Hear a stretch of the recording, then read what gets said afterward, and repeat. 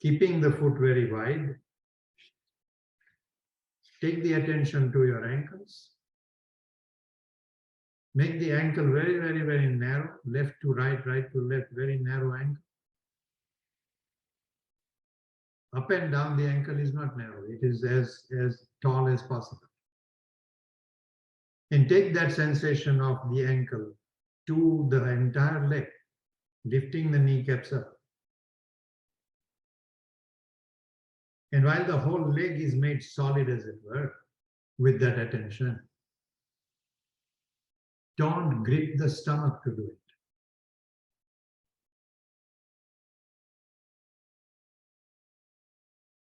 Keeping that leg active, rotate the thighs in very completely, making sure that that inner rotation is not initiated by the knee. The knee may receive that rotation, but it does not begin it. And as the thighs rotate in, the top of the femurs rotate in, from the back of the thigh bone, pull the femurs away from each other.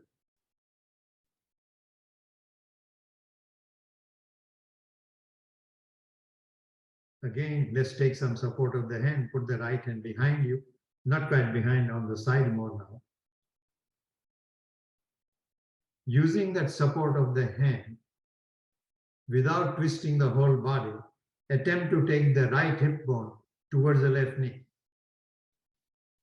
as though it is moving circularly towards that knee or the opposite hip. When you attempt to do that, what you want to be aware of, your action is in the front of the body, but receive the effect of it in your sacrum. The more you rotate the right hip towards the left, without twisting the whole body, the greater should be the sense of wide space in the right half of the sacrum.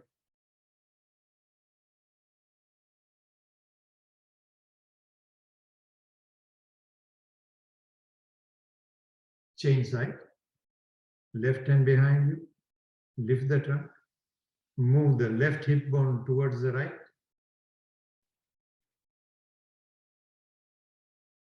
Feel the effect of that action in your sacrum.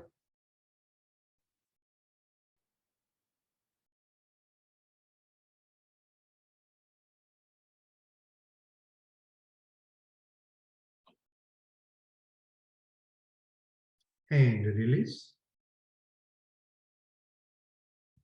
Using the hands or without the hands, take both the hip bones simultaneously towards each other, not by squeezing the pelvis, but by rotating the pelvis. That rotation is helped by the rotation of the leg also. The sit bone, as the hip bones move towards each other, the sit bones move circularly away from each other.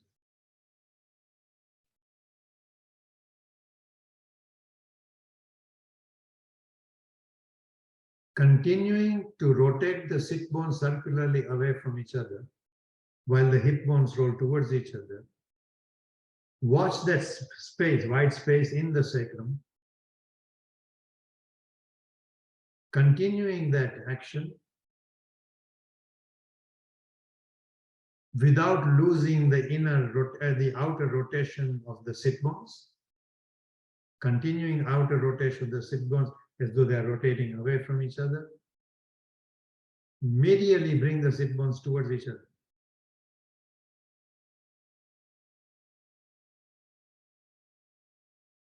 Circularly, the sit bones rotate away from each other. Medially, you are pulling them towards each other without using eyes, ears, tongue, throat, without gripping pelvic or abdominal organs, particularly not gripping the stomach. And as you attempt to do that, along with that, these are not separate actions, they are almost together, but I can't describe all of them simultaneously. But as you do that, as the sit bones come towards each other, still rotating away from each other, move the anal sphincter up. Before you move it up, move it back. Take the sphincter back and up. That is Ashwini Mudra.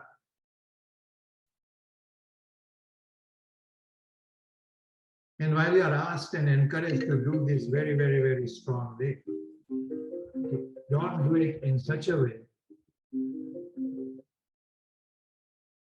I thought I turned everything off. It's still talks. Yeah, it is off, but I turned the phone off. I even put my phone on, what is it called? Airplane mode. But still it rings. It's trying to sneak into my class.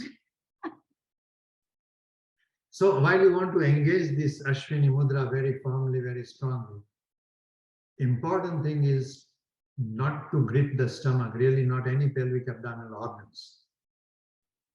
It's a very local action. Some books describe Ashwini Mudra, and even some books call Ashwini Mudra as Mula Bandha. There is a dictionary of yoga written. I looked at that dictionary one time, and it says when you lift the inner sphincter, that's it. This is Mula Bandha. Okay, throw the book away.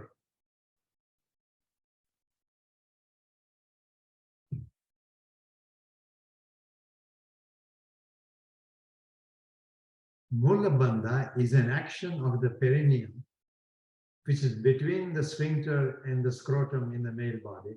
It is between the vaginal opening and the anus in the female body. It is not inside. The book even goes so far as to say tighten the buttocks, that is Mula Bandha. Buttocks, as far as I know, are outside the pelvis. Mula Bandha is an action inside the pelvis. I think the person wrote the book to just amuse me.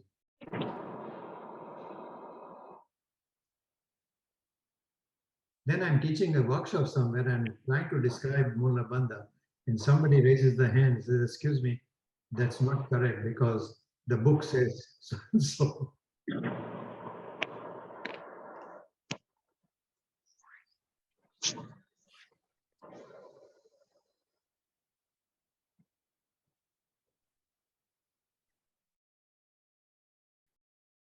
Somebody is disturbing Andrea because they keep unmuting themselves. So she has to go and mute everybody again. Don't you like Andrea? She's a nice person. Don't disturb her like that. Don't unmute yourself unless you want to say something. I'm told that if you want to speak, you don't need to unmute yourself. Just press your space bar and speak. And that will unmute you temporarily. Now, if that doesn't work on your computer, please don't send me an email. Okay? I'm not that familiar with the technology. Maybe on some computers it works, on others it doesn't.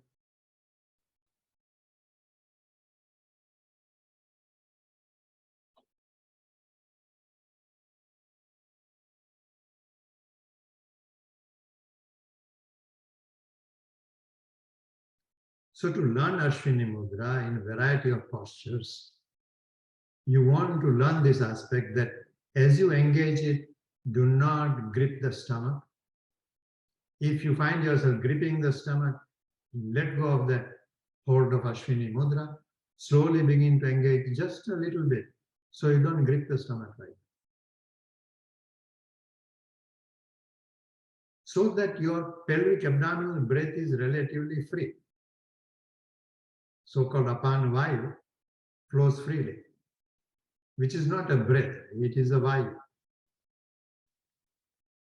If you inhale and the breath, the air goes below your diaphragm, you need serious help. And I don't think it's physical help you need, it's psychological. What we call abdominal breath is not air, it's an energy move. That should not be interfered with when you engage the Ashwini Mudra.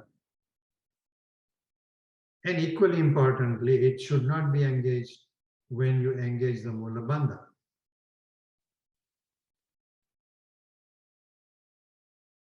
But that inner height of the chest is not dropped whether you do Ashwini Mudra or Mula Bandha or you're not doing either one.